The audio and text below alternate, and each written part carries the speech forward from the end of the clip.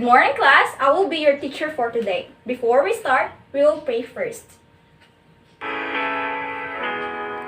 the Lord, oh my soul, oh my soul, I worship His holy name. Sing like never before, oh my soul, I worship Your holy name. Good morning, class. Welcome to our virtual classroom. Do you still remember the part of complete sentences? What it's all about? Henry. What are the parts of complete sentences? Very good. Now, what are the parts of complete sentences? It contains subject and a predicate. What are the meaning of subject and a predicate? Chloe. Very good. You still remember it well. Before we start to our lesson, we will have a short game entitled Say Something.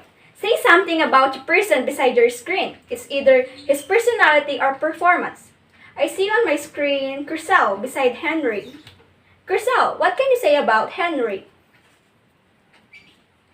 Very good. Do you think it's connected to our next topic? Let's see. Okay, class, is learning grammar about a part of speech is hard? Then now, pay attention to our discussion because we're going to relate each word to each other. There are 8 parts of speech in English language. There are noun, pronoun, verb, adverb, adjective, preposition, conjunction, and interjection. The part of speech indicates how the word function in meaning, as well as grammatically within a sentence.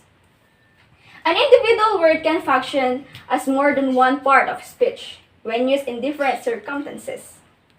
Understanding part of speech is essential for determining the correct definition of a word when using the dictionary. Now it's time to know the meaning of each part of speech. Let's start first with a noun. Anyone from the class, what is the meaning of a noun? Yes, Crystal.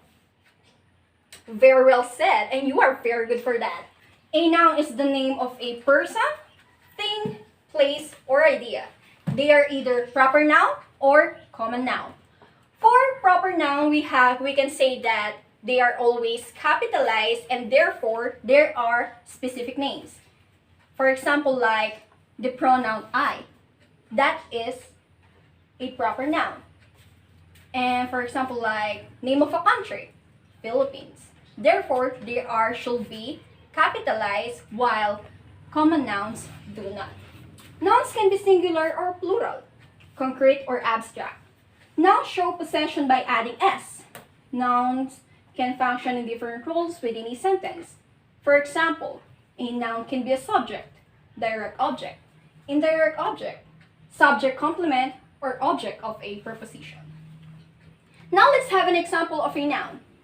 John is nice.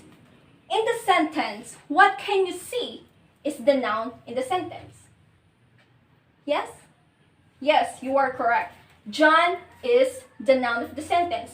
How can we say that John is the noun in the sentence? Because it is the name of a person. Let's proceed to the next part of speech. Pronouns are usually substituted for nouns in a sentence. Let's have its meaning. A pronoun is a word used in place for a noun. A pronoun is usually substituted for a specific noun, which is called its antecedent. An antecedent is the word for which the pronoun stands. Pronouns are further defined by type. Personal pronouns refer to specific persons or things. Possessive pronouns indicate ownership. For possessive pronoun, we have an example here. We have the sentence, "This is Angel's phone." We have here the apostrophe which shows possession, and therefore the phone belongs to Angels. Reflexive pronouns are used to emphasize another noun or pronoun. Relative pronouns introduce a subordinate clause, and demonstrative pronouns identify, point to, or refer to nouns. We have here an example of a pronoun. Can you read it loud, Henry? Thank you. Joe saw Jill, and he waved at her. How many pronouns do we have in the sentence, class? Absolutely correct. We have 2. We have he and her. He denotes our subject Joe, while her denotes our subject Jill. Therefore, we have two pronouns in the sentence. Point of views. In pronouns, we have three different kinds of point of views. First, we have first person point of view, second person point of view, and third person point of view. On Saturday, I will meet Joe at 3 o'clock. I is the first person per point of view wherein we can consider them the I, we, us perspective. Second, which sweater do you want to wear? Therefore, we have the second pronoun, you perspective. Third, we have the experience left them no choice except to return. Under third person perspective, we have them, his, her, and etc. As we go on our lesson, there are still 6 parts left. Next one we have verb. A verb expresses action or being. There is a main verb and sometimes one or more helping verbs. She can sing. Sing is the main verb. Can is the helping verb.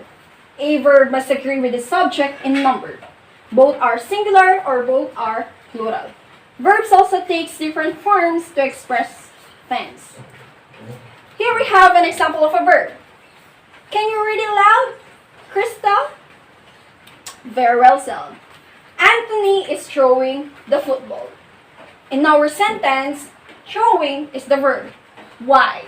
Because it shows action. Here we have verbs indicate that someone or something is doing, feeling, or being. Dirksey blinked. The cat waited. They have a secret. I wish. Usually verbs have the name of a person or thing or a pronoun in front of them. Now list down some actions that you have done today on your notebook and you might be surprised that those are considered verbs. Adjective. Now let's have its definition. Definition of adjective, it usually modifies a noun or pronoun. They can be telling us how many or what kind it is. Those are adjectives. An adjective modifies or describes a noun or pronoun, as I've said. It is usually also a word used to modify or describe a noun or pronoun and answers the question of which one, what kind, or how many. We have here an example of an adjective. Crystal is beautiful like a flower. How can we tell what word is an adjective here in the sentence? Yes, all of you are correct. We have the adjective word, beautiful. How can we say that it is an adjective? It is an adjective because it modifies our noun, Crystal, wherein we can say that Crystal is beautiful like a flower. Here we have a character traits adjective. We have the main subject, Joyce. Joyce, loud, short, smart, giving. We can say that Joyce is loud, she is short, she is smart, and at the same time, she is giving. That's why it is called a character traits adjective because it denotes what kind of trait our subject has. Let us now move on to the adverb. An adverb describes or modifies a verb, an adjective, or another adverb, but never a noun. It is usually answers the questions of when, where, how, why, under what conditions, or to what degree. Adverbs often end in suffix ly. Here is an example of an adverb. She arrived early for the meeting. Michael, what is the adverb in the sentence? Okay, very good. It is early because it is an adverb of time. Early. Okay. Another examples. John runs quickly. How does John runs? He runs quickly. Very good. Anna writes very badly. How does Anna write? She writes badly. George fights bravely. How does George fight? He fights bravely. Those girls dance gracefully. How those girls dance? They dance gracefully. Mary drives dangerously. How does Mary drives? Dangerously. Very good. Let us now move on to preposition. A preposition is a word placed before a noun or a pronoun to form a phrase modifying another word in the sentence. Therefore, a preposition is always part of a prepositional phrase. The prepositional phrase almost always functions as an adjective or as an adverb.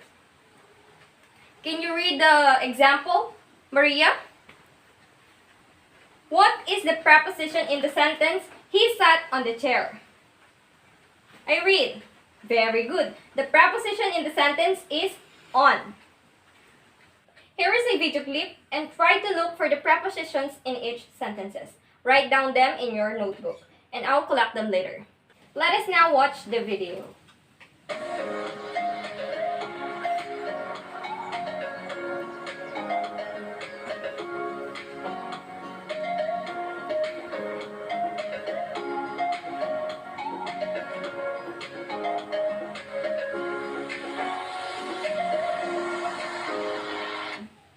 Second to the last is the conjunction. A conjunction joins words, phrases, or clauses and indicates the relationship between the elements joined. Coordinating conjunctions connect grammatically equal elements. And, but, or, nor, for, so, yet. Subordinating conjunctions connect clauses that are not equal because, although, while, since, etc. Remember, fanboys, it is a mnemonic device which stands for, and, nor, but, or, yet, and so. They are coordinating conjunctions that are used to join words or group of words equal in rank. Example of a conjunction. Melissa, what is the conjunction in the sentence? Okay, very good. The conjunction in the sentence is the word but. I tried to hit the nail, but it hit my thumb instead. And the last part is the interjection. An interjection is a word used to express emotion. It is often followed by an exclamation point. What does an interjection often followed by? Michael. Yes, very good. It is an exclamation point.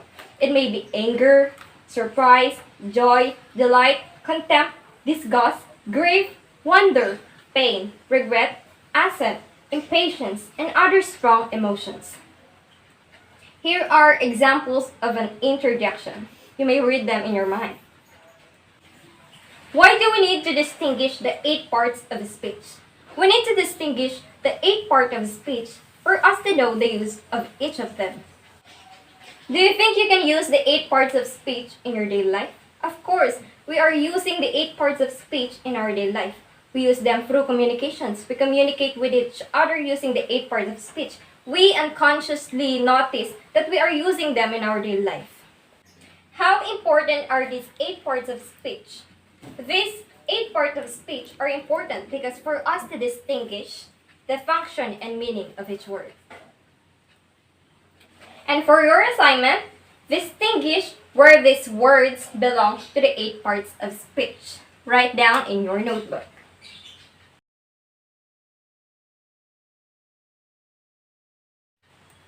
And here is a motivational quote.